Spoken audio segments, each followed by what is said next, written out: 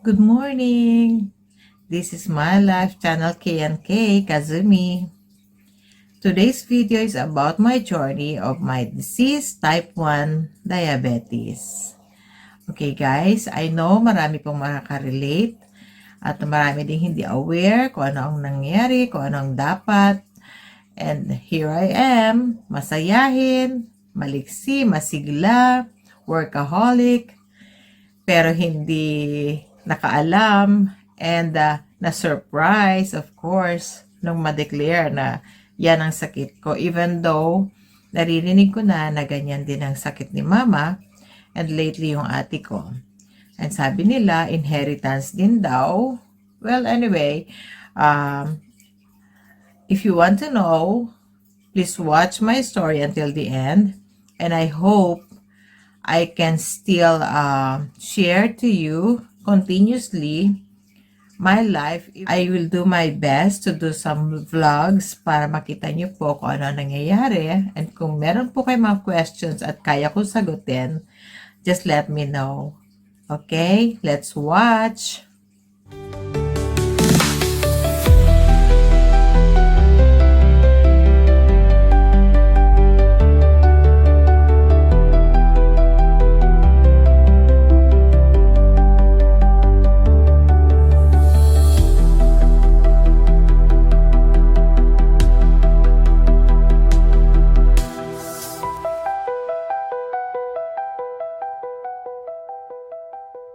So, ayan guys, good morning. Na-confine ako dahil sa aking type 1 diabetes. Ayan, so wala na tayong choice kundi sumunod sa payo ng doktor. Na-confine, pero meron naman kaming seminar from after lunch. Meron kaming seminar guys to be aware kung ano talaga ang dapat at saka hindi dapat, kung bakit may insulin, kung ano ang dapat na gamitin insulin, mga ganon. Maraming tinuturo sa amin, nutrition, kung ano dapat kainin, kung ano dapat na exercise. Meron din kami rehabilitations dyan. Ang exercise lang na pwede sa akin is 20 minutes. So, makikita nyo rin na mga healthy foods na niluluto nila para sa amin. And, iyon, pagka wala akong ginagawa at wala akong check-up, nag-i-edit pa rin ako, of course. Dala-dala ko pa rin ang aking laptop. Ayan. Kasi nga, 1 week ako sa hospital. So, alam nyo na maboboard kayo, di ba?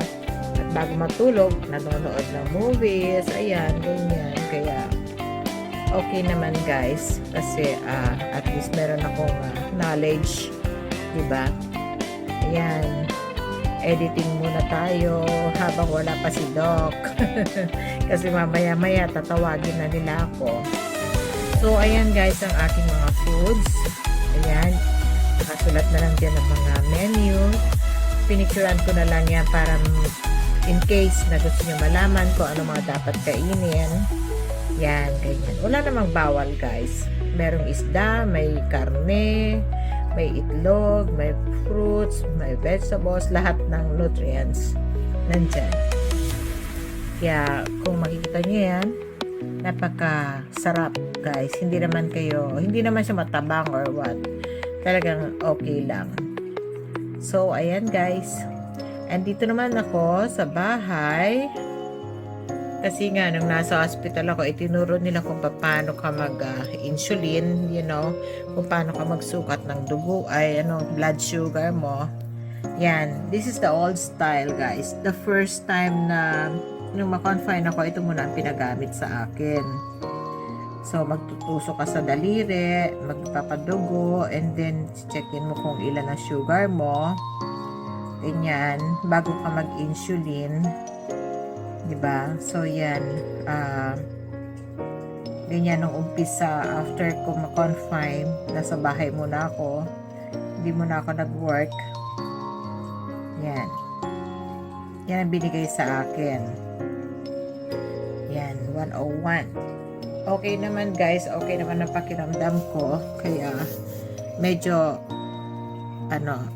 alalay lang sa, alam nyo na pag na-confine kayo guys, medyo nanghihina yung mga tuhod nyo, mahina, parang malata yung katawan nyo. So, kailangan kong mag-exercise po unti-unti bago bumalik sa work. Yan. Iniipon ko yung mga mga needles na ginagamit ko guys, kasi dito sa Japan hindi pwedeng itapon kung saan-saan lang. Kailangan ibalik nyo sa hospital kasi 'di ba pag kinukuha ng mga basurero yung mga basura, baka masugatan sila or matusok sila or bumaon sa kanila mga laman, delikado. Kaya kinokolekta pa talaga sa hospital yung mga used, at saka syempre may mga dugo na, 'di ba?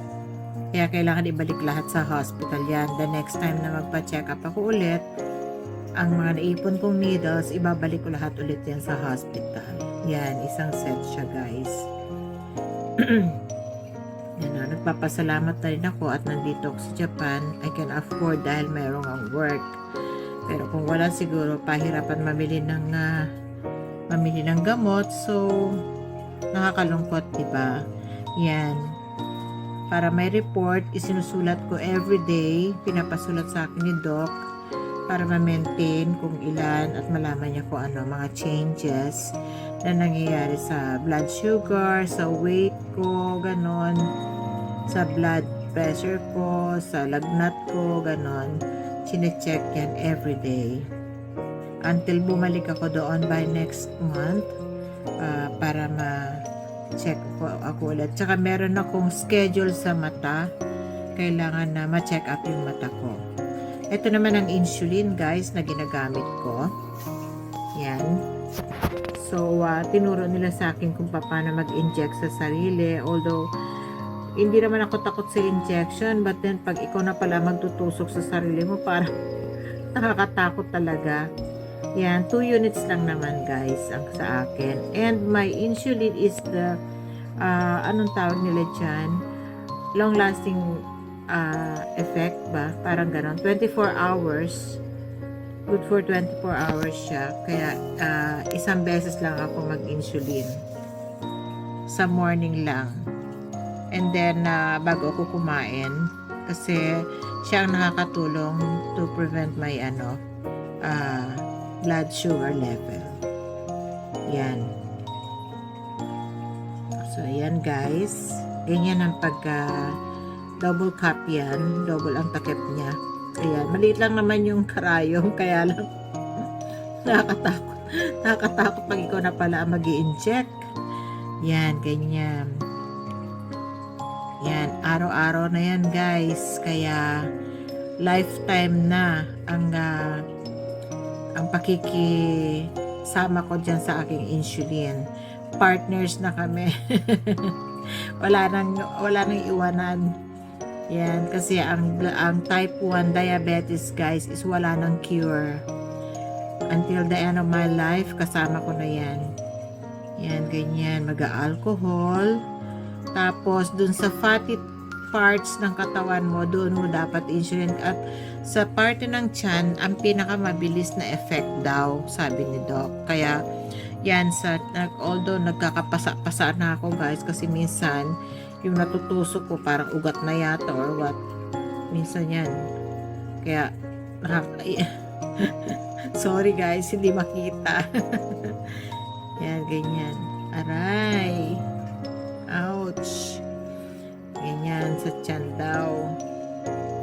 Kaya kita nyo guys. Kaya huwag kayong magkakasakit. Huwag nyo ako gayahin. Ayan. Pag 0 na, okay na. Papunas ulit. Alam nyo ba guys, pasapasa na ako niyan. After niyan, ako. Yan. Masaya pa rin. Kahit papano. Yan, ganyan. Tatakpan ulit. And then, iipunin. Kasi bali dalawang needles ko guys, yung tinutusok sa daliri at saka yung tinutusok sa insulin. Yan. So, yan ang aking insulin guys. Ipunin ko na naman siya at dadalhin sa hospital.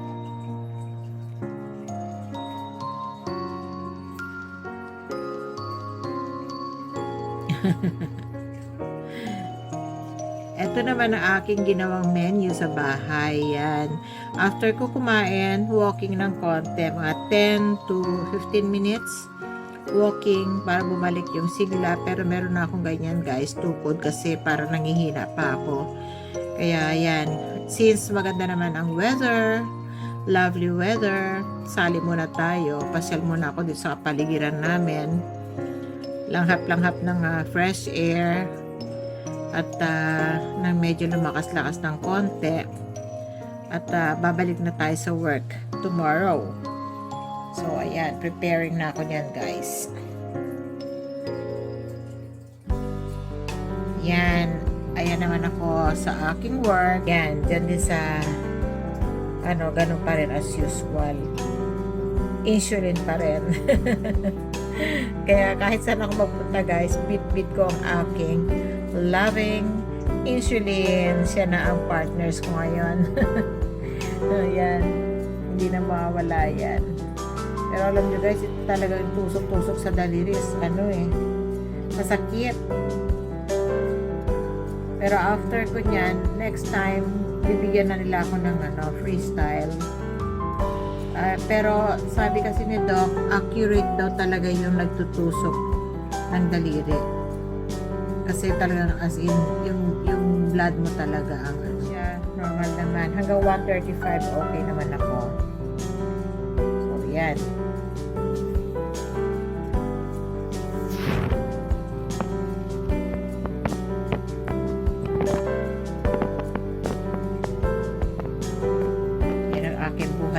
Sa work guys, kung makikita nyo, insulin pa rin, insulin forever, kaya pala ako may forever, insulin pala ang forever ko. Ano ba yan? Okay guys, just watch and I hope merong makarelate